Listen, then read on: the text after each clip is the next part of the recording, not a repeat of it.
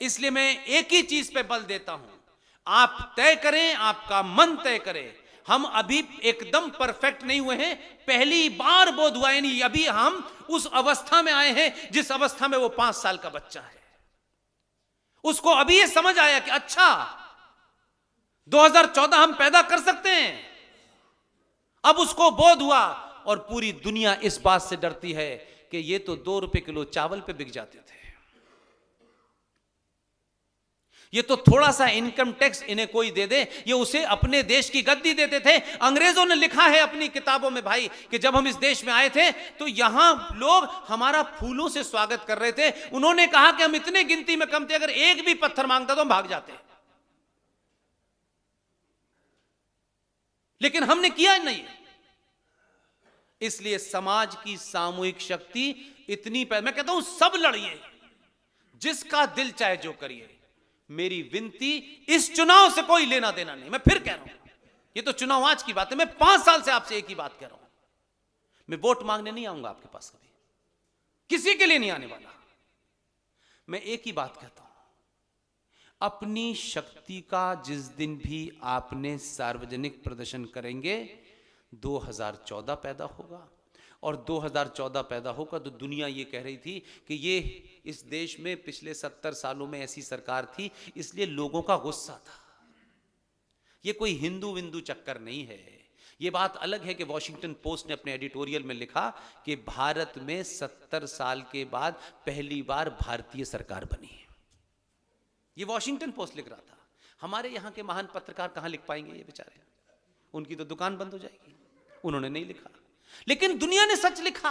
लेकिन आपको मैं मुबारकबाद 2014 के लिए नहीं देता, बिल्कुल नहीं देता, क्योंकि हम और आप उन लोगों में से हैं जो जरा सी गलती पे बड़ी सजा देते हैं। हम ये नहीं सोचते कि हम 5 लोगों का परिवार ढंग से नहीं चला पाते। बेटा नहीं सुनता, बेटी नहीं सुन रही, ये नहीं हो रहा, वो नहीं हो रहा, हम 5 लोगों का परिवार नहीं चला पाते। लेकिन इस देश के प्रधानमंत्री को सुबह शाम इतनी एडवाइस देते हैं, ये क्यों नहीं करा इन्होंने? ये तो कर देना चाहिए था। पता कुछ नहीं है, कुछ पता नहीं है कि भाई साहब क्या क्या प्रेशर है। 80 करोड़ लोगों को कोविड में खाना भी फ्री चाहिए, बिजली भी फ्री चाहिए, वो भी सस्ती होनी चाहिए, और मौका लगेगा तो टैक्स बचा लेने चाहिए। बिजली के तार जोड़ के इलीगल बिजली भी हम लेंगे, लेकिन हमें प्रधानमंत्री नरेंद्र मोदी को एडवाइस देना है। अमेरिका से कैसे संबंध रखे, पाकिस्तान से कब संबंध रखे, कब वहां जहाज उतारे, कब ना उतारे, ये काम उसी पे छोड़ दीजिए। इसलिए आपके ऊपर मुझे गर्व इसलिए है कि इस सभा में कौन किस जाति का मैं नहीं जानता। मुझे तो बेला जी ने इतना ही बताया कि इतनी दूर दूर से लोग आए। जो भी मुझे सुनने आया उसके सामने मैं नतमस्तक होकर उसका प्रणाम करता हूं। लेकिन इस भारतीय राजनीति का जब भी इतिहास लिखा जाएगा, ध्यान रखिएगा, सनातनी हिंदू संस्कृति के बारे में जब भी बात होगी, सनातनी पुरुषार्थ की बात होगी, उसके गर्व की बात होगी, तो 2019 का जिक्र होगा। इसलिए कि आप वो समाज थे, पूरी दुनिया ने मान लिया था। इसलिए औरों के यहां 72 फिरके हैं, उसकी चर्चा किसी ने नहीं की। उनका यही सबसे आसानी से बिकने वाले लोग हैं, ये सेकंडों में बिक जाते हैं। इनको सस्ते में खरीद लो, ये तो खरीद आ जाते हैं। अपने ही बाप को, अपनी ही आस्थाओं को, अपने ही भगवान को गाली देने लगते हैं क्योंकि किसी पार्टी ने 5 रुपए दे दिए हैं इनको। इसलिए जिन लोगों के बारे में आप करें, कम से कम वो जैसे भी हैं पंचर जोड़ रहे हैं, लेकिन आस्थाओं पे अपना समझौता नहीं करते। वो गलत हो सही हो वो एक अलग बात है। हमारे ही लोगों ने भगवान राम को गाली दी, हमारे ही लोगों ने भगवान कृष्ण को गाली दी, क्योंकि किसी सत्ता की दल से मिल जाने से 2-4 करोड़ रुपया मिल गया, उनका कुछ भी गाली दे दो। क्या कोई पैसा देगा तो मैं अपनी मां को गाली दे सकता हूं कि मेरी मां गरीब है? सनातनी हिंदू समाज को सोचना चाहिए कि हम 1947 से लेके 2022 आ गया, क्या कभी हमने सोचा, कभी उस तरफ हमारी निगाह गई या नहीं गई कि हम आज भी चोरी कर रहे हैं? 1947 के अंदर भारत में जितने वृद्धाश्रम थे, आज उससे 1000 गुना है। हिंदू सनातनियों ने तरक्की की, पैसा कमाया, लेकिन वो बुढ़ा बाप जो चपरासी था, जो वेटर था, वो अब हमारे घर की सजावट में फिट नहीं बैठ रहा है। वो मां जो अनपढ़ थी, हमने थोड़ी पढ़ाई की तरक्की कर ली, 4 कपड़े खरीदे, 2 गाड़ियां खरीद ली और एक पढ़ी लिखी लड़की से शादी कर ली। हमारे गेस्ट के सामने हमारा बाप जो है ना यार, उसे बैठने की तमीज नहीं है, तो पिताजी आप उधर जाके बैठ जाइए। और फिर उस पिता को और मां को हमने तरक्की के नाम पे वृद्धाश्रम भेज दिया कि हम अमेरिका से डॉलर भेज देंगे, इनको खाना खिलाते रहना। ये पतन आपका हुआ है। इसी कोविड के अंदर बॉम्बे के अंदर एक परिवार ने, यूएस में पता चला बेटे को, दोनों मां बाप यहां रहते थे, वो आया नहीं। उसने एक पीआर एजेंसी को पैसा दिया कि इनका क्रियाक्रम कर देना। हम किस लिए जी रहे हैं? ये पैसा, रुपया, ये तथाकथित प्रोग्रेस किस चीज के लिए है? क्या करना चाहते हैं? क्या खरीदना चाहते हैं? ये सिर्फ गंदगी आप में आई है। इसी कोविड में एक सरदार जी जो लावारिस लाशों का दाह संस्कार करते हैं, मुझे मिले वो। मैं कहता हूं, मेरा जैसे एकदम आदमी स्टंट स्लो, वो स्थिति थी। सोचता था कि यार क्या हम कौन सी दुनिया में भाग रहे हैं और ये कहीं हमें औरों में क्यों नहीं नजर आता। पूरा परिवार, उस परिवार के हेड की डेथ हो गई कोरोना में, उसका कोई दाह संस्कार करने को तैयार नहीं। पूछा उसने कहा छोड़ दीजिए, आप लोग मत करिए, मैं कर देता हूं। उसने कहा मुझे बता दीजिए, मैं करूंगा। और करोड़पति लोग, उसकी बेटियां, उसके बेटे, उन्होंने कहा इसने अपनी 5 करोड़ की पूरी जायदाद किसी आश्रम को दे दी है, इसको हम दाह संस्कार करके हमें मिलेगा क्या? हमारे यहां जब बात होगी तो माता पिता को कैसे कंधे पे बिठा करके हम ये बातें कहते हैं, जमीन पे हम क्या कर रहे हैं ये सोचें। इसलिए तरक्की का मतलब पैसा नहीं होता, तरक्की का मतलब होता है बाप बाप ही रहेगा, मां मां ही रहेगी, चाहे वो कुछ भी हो जाए। इसलिए आपने अपने संस्कारों का, अपनी परंपराओं का खुद ही उपहास किया है। इसलिए आज दुनिया में आपके सामने ये स्थिति है कि आज आपको लगता है कि जब आपका प्रधानमंत्री जाता है वो भी खड़ा हो जाए, क्योंकि पहली बार आपने अपनी आस्थाओं को कहा कि मैं भारत का प्रधानमंत्री हूं, मैंने शपथ ली है, संविधान की कुर्सी पे जब बैठूंगा तो मेरा धर्म है कि सबको एक आंख से देखूं, लेकिन मेरी आस्था है। इसलिए भारत का प्रधानमंत्री आजाद भारत में पहली बार राम मंदिर की नींव भी रख रहा था और राम के सामने दंडवत लेटा भी हुआ था। यह आपकी ताकत है।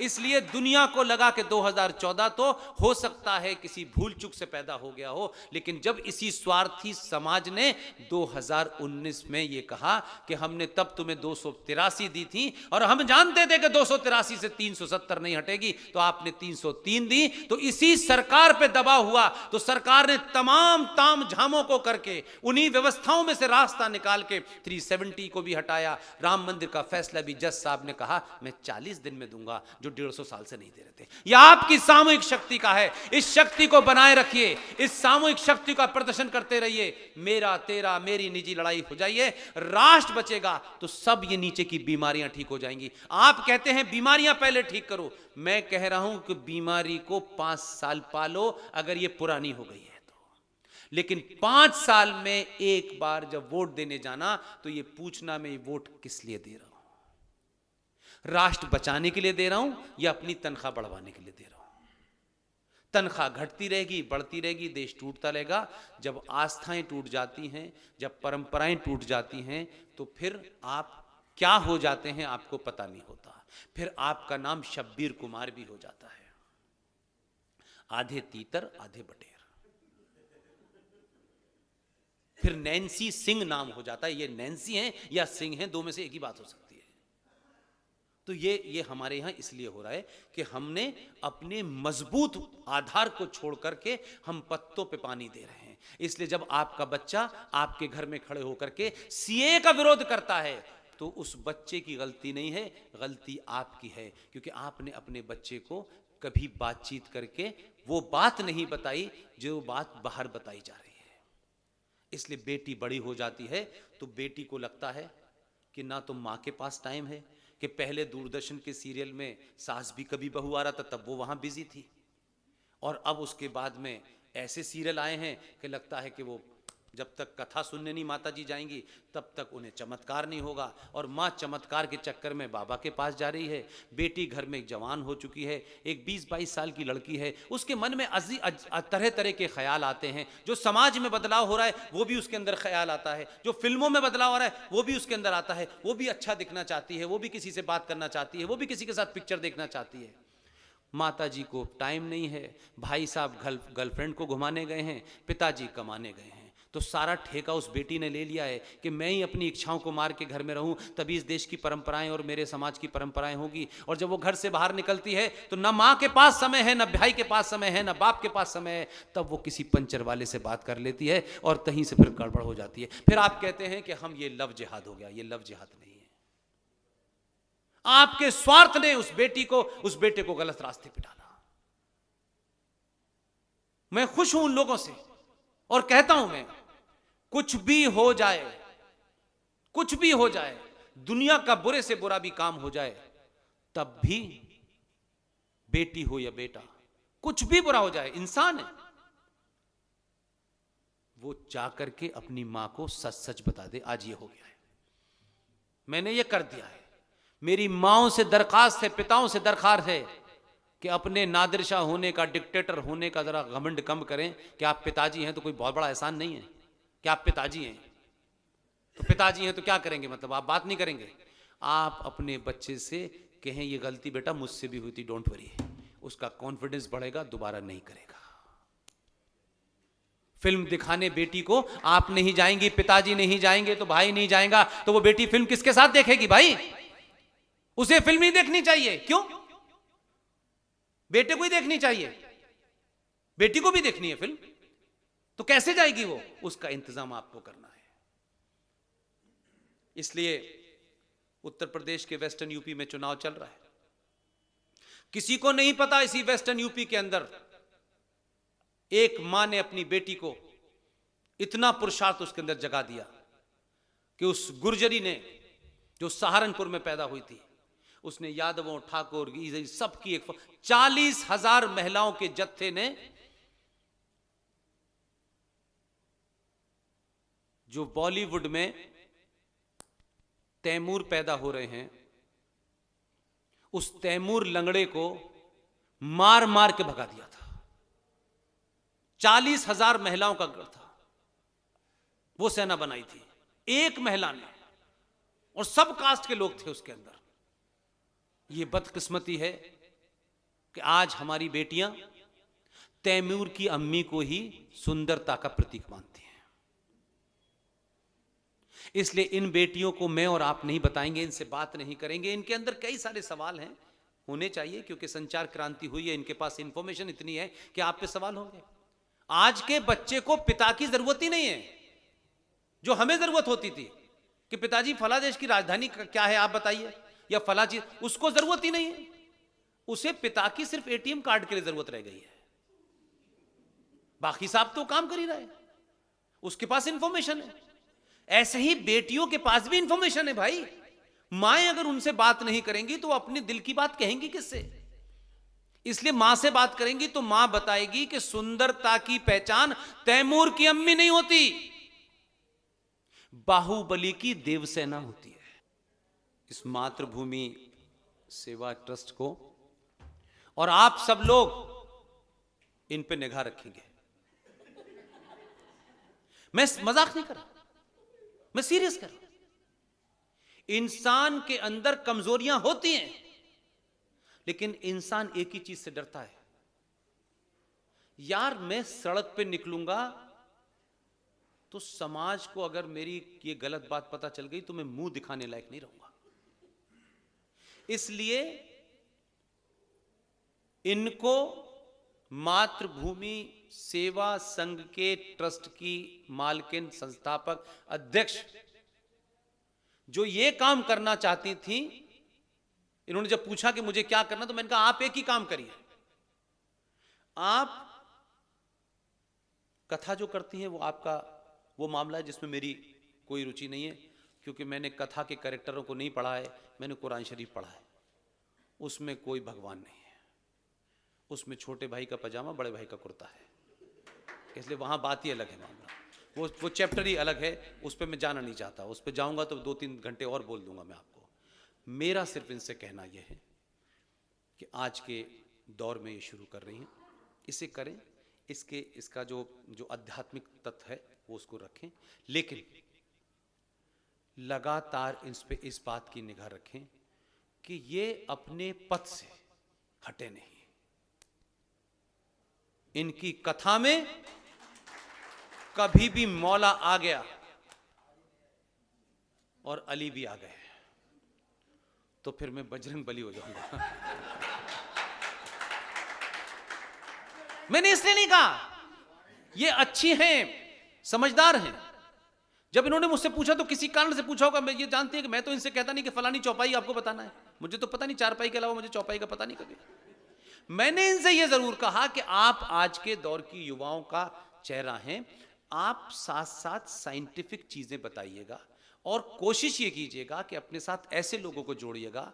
ये एक और भी बड़ी दिक्कत हो रही है कि ये जो कथावातक, जो मैंने कहा गुरु और गुरु घंटाल, ऐसे लोगों से भी बहुत सारे फ्रॉड और जालसेज आसपास आ जाते हैं। उनका बेला जी तो अभी नई नई आई हैं, फंसाओ इनके जाल में, तो वो नंबर देके जालसाज भी इनके आसपास आए, बहुत सारे गायब हो गए। लेकिन मैं सिर्फ यही कहता हूं कि इनको मजबूत रखना आपकी जिम्मेदारी है, और ये जब तक अपनी कथाओं के माध्यम से भगवान राम के छाले कम और भगवान राम के तीर कमान की बात करें, तभी तक कथा सुनिएगा। इसलिए हम भगवान कृष्ण क्या लीला करते हैं, ऐसा डिस्क्रिप्शन होता है, लगता है तस्वीर सामने आ गई हो। भगवान कृष्ण की लीला, गोपियां वो पेड़ पे चढ़ गए, माखन खा रहे हैं, ये सब कुछ बताते हैं। ये नहीं बताते कि ये माखन खाने वाला, बांसुरी बजाने वाला, जब समय पड़ा तो बांसुरी रख के इसने सुदर्शन भी चक्र उठा लिया था। ये नहीं बताते कि हे अर्जुन, जिस अर्जुन के पैर कपकपा रहे थे कि तीर कमान चढ़ाने के बाद उसने कहा कि भाई मेरे सामने खड़े हैं, इनका भी डीएनए एक है। और जब वो बाण चलाने से कपकपा रहा था, डर रहा था, भागने की कोशिश कर रहा था, तब कृष्ण ने कहा तेरे अपने हों या पराये हों, जो अधर्मी है उनको मार। इनको ये कथा सुनानी है, इनको उनके बाल्यकाल का वो चित्रण नहीं करना है। यहां से मक्खन खाए यहां टपक रहा है, वहां से मक्खन खाए वहां टपक रहा है, ऐसा लगता है अमूल डेयरी इन्हीं ने खोली थी, जैसे चल रहा है। इसलिए इस समाज को तथ्यों पे बात करें, पुरुषार्थी बनाएं, और आपके पास किसी को गाली देने की आपको जरूरत नहीं है। अपने सिर्फ इस चिप को ठीक कर लीजिए